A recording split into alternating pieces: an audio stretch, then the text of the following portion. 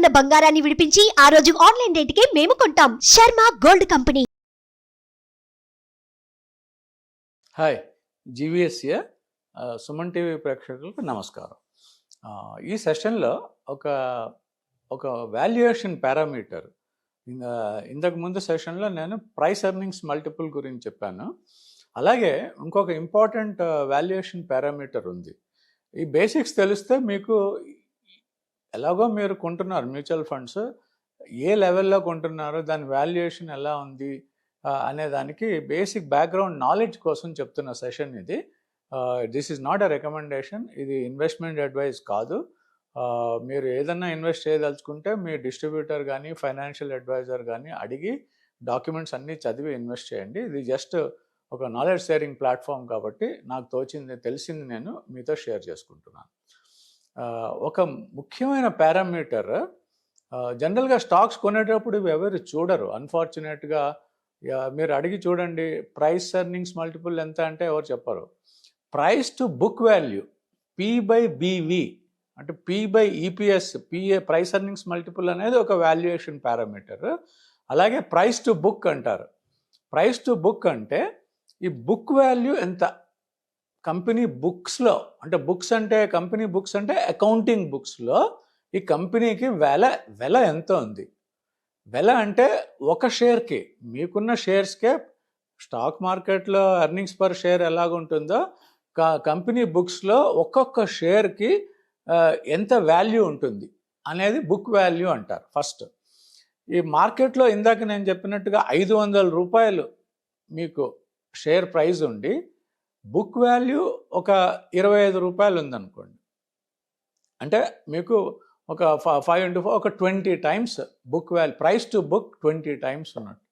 Price to book 10 ఉంటేనే చాలా costly. So price earnings multiple ఒక అవగాహన కోసం, ఏది ఎక్కువ ఏది తక్కువ అనేది ప్రతి స్టాక్కి వేరే వేరే నామ్స్ ఉంటాయి. అవి రూల్స్ ఉండవు కాబట్టి ఒక్కొక్కసారి ఎక్కువ బుక్ వాల్యూ ఉండొచ్చు, ఒకసారి చాలా తక్కువ ఉండొచ్చు. అయినా స్టాక్ పెరగచ్చు, రెండు కోరిలేషన్ ఉండదు. కానీ వాల్యుయేషన్ అనేది కంపల్సరీ ఫండ్ మేనేజర్స్, మాలాంటి అనలిస్ట్ అందరూ చూసే రేషియోస్లో ఇవి చాలా important ratios. Price to book value. So price to book value అంటే ఏం లేదు, price divided by book value per share. Earnings per share లాగా బుక్స్లో దాని వాల్యూ ఎంత ఉంది. మార్కెట్లో వేరు, ప్రాఫిట్స్ వేరు, బుక్స్లో ఎంత ఉంది అనేది ఒక రేషియో డిక్లేర్ చేస్తారు. ప్రతి ఈక్విటీ రీసెర్చ్ రిపోర్ట్లో కూడా అది ఉంటుంది. అయితే ఈ price to book value ratio చూసే ముందు ఈ బుక్ వాల్యూ అంటే ఏంటి అనేది మీకు జస్ట్ బేసిక్స్ నేను చెప్తాను. ఎందుకంటే ఇది మీకు మ్యూచువల్ ఫండ్ NAV కూడా ఇలాగే లెక్క కడతారు. సో ఈ బుక్ వాల్యూ అంటే కంపెనీ బుక్స్లో, కంపెనీ అకౌంట్స్లో మనకి ఉన్న అసెట్స్ ఎంత, అంటే లయబిలిటీస్ ఎంత. అసెట్స్ మైనస్ లయబిలిటీస్, అది ఇప్పుడు అసెట్స్ 100 కోట్లు ఉన్నాయనుకోండి, లయబిలిటీస్ 90 కోట్లు ఉంటే 10 crores షేర్ హోల్డర్ ఫండ్స్, అవి అట్లా ఉంటాయి అవి. సో మీకు ఎంత మిగిలింది షేర్ హోల్డర్స్కి. సో అది అందుకని అసెట్స్ మైనస్ లయబిలిటీస్ అని చెప్తారు. సో ఈ అసెట్స్ అనేవి 2 రకాలు. ఫిక్స్డ్ అసెట్స్ ఉంటాయి, అంటే land, plant and machinery, building, అవన్నీ కలిపి ఫిక్స్డ్ అసెట్స్. ఓకే, డబ్బులు ఇప్పుడు కంపెనీ పెడితే డబ్బులన్నీ ఫిక్స్డ్ అసెట్స్లో కొంత పెడతాం, కొంత కరెంట్ అసెట్స్లో పెడతాం, కొంత క్యాష్ అండ్ బ్యాంక్లో క్యాష్ ఉంటుంది, కొంత ఇన్వెంటరీలో ఉంటుంది, కొంత మనం ఆల్రెడీ అమ్మేసాం కాబట్టి వాళ్ళు మనకి ఇంకా డబ్బులు సేల్ చేసేసాం, రిసీవబుల్స్ క్యాష్ రాలేదు కాబట్టి అది రిసీవబుల్స్లో ఉంటుంది. అట్లా ఈ 3-4 కాంపోనెంట్స్ కలిపి కరెంట్ అసెట్స్ అంటారు. So fixed assets, current assets. కొంత ఇన్వెస్ట్మెంట్ ఉంటుంది, అది షార్ట్ టర్మ్ అయితే మీకు కరెంట్ అసెట్స్లో చూపిస్తారు, అంటే లెస్ దెన్ 1 yearలో మార్కెటబుల్ సెక్యూరిటీస్ అని కరెంట్ అసెట్స్లో చూపిస్తారు. అదే మీకు 4-5 years FDస్లో అలా పెడితే ఆ ఇన్వెస్ట్మెంట్ మీకు లాంగ్ టర్మ్ అసెట్స్లో చూపించుకోవచ్చు. So fixed assets plus current assets కలిపితే టోటల్ అసెట్స్ అవి షేర్ హోల్డర్స్కి దక్కుతాయి అవి. అది అలాగే లయబిలిటీస్ ఉంటాయి, current liability, long term liabilities ఉంటాయి, బ్యాంక్ లోన్స్ మనం కట్టాల్సినవి అవన్నీ ఉంటాయి, మనం ఇవ్వాల్సిన జీతాలు అవన్నీ ఉంటాయి, అవన్నీ లయబిలిటీస్. మనం పే చేయాలి, రా మెటీరియల్ కొన్న వాటికి పే చేయాల్సినవి ఉంటాయి, అవన్నీ లయబిలిటీస్, ఇంట్రెస్ట్ పేమెంట్స్ ఉంటాయి, పే చేయి అవన్నీ liabilities. So fixed assets, current assets, total assets. అలాగే లయబిలిటీస్ చూసుకుంటే long term liabilities, short term liabilities, current liabilities అంటారు. ఈ అసెట్స్ మైనస్ లయబిలిటీస్ చేస్తే నెట్ మిగిలేది షేర్ హోల్డర్స్కి. అది మీకు ఎన్ని షేర్స్ ఉన్నాయో ఇందాక ప్రీవియస్ సెషన్లో నేను చెప్పాను. నంబర్ ఆఫ్ షేర్స్ కంపెనీలో ఎన్ని ఉన్నాయి అంటే equity divided by face value per share చూసుకుంటే మీకు నంబర్ ఆఫ్ షేర్స్ తెలుస్తాయి. ఈ అసెట్స్ మైనస్ లయబిలిటీస్ అమౌంట్ ఏదైతే ఉంటుందో ఆ amount divided by number of shares చూసుకుంటే మీకు బుక్ వాల్యూ తెలుస్తుంది. అంటే బుక్లో ఎంత ఉంది అంటే ఈ రోజున ఈ కంపెనీ అమ్మేస్తే అంటే క్లోజ్ చేసేస్తే అసెట్స్ అన్నీ మనం అమ్ముతాం, లయబిలిటీస్ అన్నీ మనం అప్పులు తీర్చుకుంటాం, నెట్ మిగిలింది పర్ షేర్ ఎంత మిగిలింది అనేది బుక్ వాల్యూ. అది మనకి ఆ షేర్ హోల్డర్స్ అందరికీ వస్తుంది అనమాట. అది ఎంత ఉందో ఒక ఐడియా ఉండటం మంచిది. అది ఒక్కొక్కసారి 2 ఉంటుంది, ఒకసారి 5 ఉంటుంది, ఒకసారి 10, 12 ఉంటుంది. అది ఒక్కొక్క ఇండస్ట్రీ సెక్టర్లో వేరే వేరే స్టాండర్డ్స్ ఉంటాయి. అది ఎవరు దాన్ని బట్టి ఇన్వెస్ట్మెంట్ డెసిషన్ తీసుకోవడం చాలా కష్టం. కానీ ఆ బుక్లో ఎంత ఉంది అంటే ఇప్పుడు ఫర్ ఎగ్జాంపుల్గా ఒక షేర్ బుక్ వాల్యూ 200 రూపాయలు ఉందనుకోండి. అంటే ఈ రోజుకి ఆ కంపెనీని క్లోజ్ చేసేసి అసెట్స్ అన్నీ అమ్మేసి అప్పులన్నీ తీర్చేస్తే ఒక్కొక్క షేర్కి 200 రూపీస్ వస్తుంది. కానీ బై ఛాన్స్ ఆ షేర్ 200 రూపాయల దగ్గర కోట్ అవుతుంది, 150 రూపాయల దగ్గర కోట్ అవుతుంది, అది చీప్ ఏమో అని ఒక అవకాశం, ఒక విండో ఓపెన్ అవుతుంది అంతే. జనరల్గా అంత తక్కువలో కోట్ అవ్వవు. అది ఫర్దర్గా అనాలిసిస్ చేయాలి వాటిని. సో అట్లా రేర్గా కొన్ని ఆపర్చునిటీస్ వస్తాయి.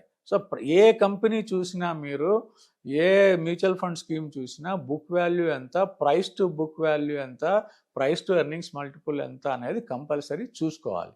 అది బుక్ వాల్యూ. అయితే దీన్ని బట్టి డెసిషన్ ఎందుకు తీసుకోకూడదు అంటున్నానంటే ఇందులో చాలా అడ్జస్ట్మెంట్స్ చేయాల్సి వస్తుంది. కంటింజెంట్ లయబిలిటీస్ ఉంటాయి, ఆఫ్ బ్యాలెన్స్ షీట్ ఐటమ్స్ ఉంటాయి. అదంతా ఫైనాన్స్ గైస్ చేసే వర్క్. మీరు ఐడియా కోసం మీరంతటా దీన్ని బట్టి మీరు ఇన్వెస్ట్ చేయలేరు. ఒక ఐడియా కోసం చెప్తున్నాను. ఫర్ ఎగ్జాంపుల్ మీరు బాంబే లాంటి ప్లేస్లో బుక్ వాల్యూ అనేది మీకు ల్యాండ్ చాలా ఉందనుకోండి. ఈ అకౌంటింగ్ పాలసీలో ఏంటంటే ల్యాండ్ మనం 20 ఏళ్ల క్రితం కొంటే అప్పుడు కొన్న ప్రైస్లోనే ఉంటుంది బుక్లో. కానీ ఇప్పుడు ల్యాండ్ వాల్యూ 100 రెట్లు పెరిగి ఉంటుంది. సో రీప్లేస్మెంట్ వాల్యూ వేరు, బుక్ వాల్యూ వేరు. అంటే రీప్లేస్మెంట్ అంటే మీరు ఈ రోజున మళ్ళీ అలాంటి ఫ్యాక్టరీ అక్కడే కట్టదలుచుకుంటే మీరు పెట్టిన ఎఫర్ట్కి వాల్యుయేషన్ వేరుగా ఉంటుంది. దాన్ని రీప్లేస్మెంట్ వాల్యూ అంటారు. జనరల్గా రీప్లేస్మెంట్ వాల్యూ ఎక్కువ ఉంటుంది బుక్ వాల్యూ కంటే. ఎందుకంటే మీరు 10-15 సంవత్సరాలు కష్టపడి ఒక కంపెనీ క్రియేట్ చేసి దాన్ని అమ్ముతుంటే రెండో వాళ్ళు వచ్చి ఆ కంపెనీని సడన్గా ఓవర్ నైట్ అంత పెద్ద కంపెనీ చేయలేరు. ప్లస్ ఆ ల్యాండ్ వాల్యూస్ అన్నీ పెరిగిపోయి ఉంటాయి. సో రీప్లేస్మెంట్ వాల్యూ వేరు. ఇదంతా కొంచెం వాల్యుయేషన్లో ఫైనాన్స్ గైస్ చూస్తూ ఉంటారు. బట్ మీరు గుర్తుపెట్టుకోవాల్సింది ఏంటంటే కొన్ని కంపెనీస్ ల్యాండ్ ఎక్కువగా ఉన్న కంపెనీస్లో బుక్ వాల్యూ చూసి డిసైడ్ చేయడానికి ఉండదు. అది రీప్లేస్మెంట్. టెక్స్టైల్ కంపెనీస్ ఉన్నాయి కొన్ని బాంబేలో, అవి నష్టాల్లో ఉంటాయి కానీ అవి స్టిల్ ప్రైస్ చాలా ఎక్కువ ఉంటుంది. ఎందుకంటే ల్యాండ్ వాల్యూనే 10 రెట్లు 20 రెట్లు పెరిగి ఉంటుంది. అదంతా షేర్ హోల్డర్స్కి వస్తుంది కాబట్టి. సో ఇందులో రకరకాల చాలా డీప్ సబ్జెక్ట్ అండి. వాల్యుయేషన్ అనేది చాలా డీప్ సబ్జెక్ట్. అది ఎక్కువగా తెలియకపోవడమే ఒక రకంగా మంచిది నార్మల్ ఇన్వెస్టర్కి. కానీ బేసిక్ పారామీటర్స్ తెలియాలి. తెలియకపోవడం అంటే మీకు ఎఫర్ట్ పెడితే తెలుస్తాయి. ఫైనాన్స్ గైస్ అయితే ఈజీగా ఉంటుంది. లేకపోతే మీరు okay price to book value ఎంత, ఎర్నింగ్స్ పర్ షేర్ ఎంత, ప్రైస్ టు పిఈ మల్టిపుల్ ఎంత, ప్రైస్ టు బుక్ రేషియో ఎంత, ఇవి చూసుకుంటే సరిపోతుంది. మిగతావన్నీ కాన్సెప్ట్స్. నేను చెప్పేవి రీప్లేస్మెంట్ వాల్యూ ఇవన్నీ కూడా కాన్సెప్చువల్గా. దాని రియల్ వాల్యూ వేరు. బుక్స్లో ఇప్పుడు మనం ఒక ఇల్లు కొంటే బుక్స్లో దాని వాల్యూ 25 lakhs ఉండొచ్చు. మార్కెట్లో ఈరోజు అమ్మితే అది 75 లక్షలు రావచ్చు. సో 75లో మార్కెట్ వాల్యూ 75 లక్షలు, బుక్ వాల్యూ 25 లక్షలు. అది తేడా అనమాట. అలాగే షేర్స్ కూడా ఎప్పుడో 10 ఏళ్ల క్రితం కొంటే ఆ కొన్న కాస్టే ఉంటుంది కంపెనీస్లో అమ్మే వరకు. మార్కెట్లో మార్క్ టు మార్కెట్ అనేది చేయరు రీప్లేస్మెంట్. అందుకని మీకు రీప్లేస్మెంట్ వాల్యూ తెలియదు. సో ఈ రేషియోస్ ఎందుకు చెప్తున్నా అంటే ఫండమెంటల్గా ఒక మ్యూచువల్ ఫండ్ స్కీమ్ కానీ ఒక స్టాక్ కానీ అనలైజ్ చేయాలంటే ఈ రేషియోస్ చాలా important. Price to earnings PE multiple ఒకటి, ప్రైస్ టు బుక్ వాల్యూ ఒకటి. సో ఆ బుక్ వాల్యూ అంటే వెనకాల మనకు కాన్సెప్ట్ తెలియాలి. అందుకని నేను ఆ బేసిక్స్ కవర్ చేస్తున్నాను మీకు. ఈ 2 ఇంపార్టెంట్ రేషియోస్ చూసుకుని background understanding you know replacement value అనేది కూడా ఉంటుంది. దీన్నే మీరు నెట్ అసెట్ వాల్యూ అని కూడా అంటారు. బుక్ వాల్యూనే నెట్ అసెట్ వాల్యూ అంటే నెట్ అసెట్స్ అంటే అసెట్స్ మైనస్ లైబిలిటీస్ని నెట్ అసెట్ అంటారు. Net assets value divided by number of shares చూస్తే మీకు పర్ షేర్ NAV ఎంత అంటారు. మీ మ్యూచువల్ ఫండ్స్లో NAV చాలా కామన్గా యూజ్ అవుతూ ఉంటుంది. మ్యూచువల్ ఫండ్స్లో ఇది ఎలా ఇంటర్ప్రిట్ చేయాలంటే మీకు మొత్తం మీరు ఫండ్ మేనేజర్ మీ తరఫున కొన్న షేర్స్ వాల్యూ అంతా కలిపి డివిడెండ్స్ రావాల్సినవి అన్నీ లెక్క కట్టి మీకు అందరికీ కలిపి ఎన్ని యూనిట్స్ ఇచ్చారో చూసి వాళ్ళ ఫీజు వాళ్ళు తీసుకునేది డిడక్ట్ చేసి నెట్ అసెట్స్ అంటే వాళ్ళకి మీరు పే చేయాల్సింది మీరే పే చేస్తున్నారు ఫండ్ మేనేజర్కి, అవి లయబిలిటీస్ కింద అవన్నీ డిడక్ట్ చేసి net assets divided by number of units outstanding units చూస్తే NAV అంటారు. అందుకనే మీరు ఏ మ్యూచువల్ ఫండ్ ఇన్వెస్ట్ చేసి చూసుకున్నా ఫస్ట్ NAV అని ఒక నెంబర్ ఉంటుంది. ఈరోజు 33 ఉంది, 34 ఉంది అని. దానికి లో హై పెద్ద సంబంధం ఉండదు. ఎందుకంటే మీరు పెట్టినప్పటి నుంచి అది ఎంత పెరుగుతుంది దాన్ని బట్టి NAV పెరుగుతూ ఉంటుంది. దాంట్లో చూసుకోవాల్సింది ముఖ్యంగా ప్రైస్ ఎర్నింగ్స్ మల్టిపుల్.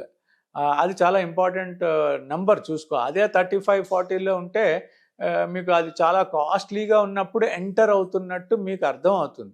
అంటే మీ మ్యూచువల్ ఫండ్ స్కీమ్ NAV పడటానికి అవకాశాలు ఉంటాయి, ఎప్పుడో అప్పుడు పడి పెరుగుతాయి. అదే తక్కువలో ఉన్నప్పుడు ఎంటర్ అవుతే మీ అదృష్టం బాగుంటే ఎంటర్ అయినప్పటి నుంచి కూడా పెరిగే అవకాశాలు ఉంటాయి. ఓవరాల్గా ఆ ఒడిదుడుకులు అనేవి మ్యూచువల్ ఫండ్ స్కీమ్స్లో కూడా ఉంటాయి. ఎందుకంటే వాటిల్లో ఉండే బాస్కెట్ ఆఫ్ స్టాక్సే కాబట్టి మీకు ఆ వాలటిలిటీ ఆ రిస్క్ అనేది తప్పదు. అయినా కూడా నెట్ రిటర్న్స్ అనేవి మ్యూచువల్ ఫండ్ చాలా మటుకు positive returns above inflation returns ఇస్తూనే ఉన్నాయి కనుక you can continue your journey. ఈ హోంవర్క్ చేసుకుని మీరు అలా అనలైజ్ చేసుకోవడానికి ఇవన్నీ ప్లాట్ఫామ్స్ అనమాట. Please don't take this as any recommendation. This is not an investment advice. This is only an information and educational session. Thank you so much.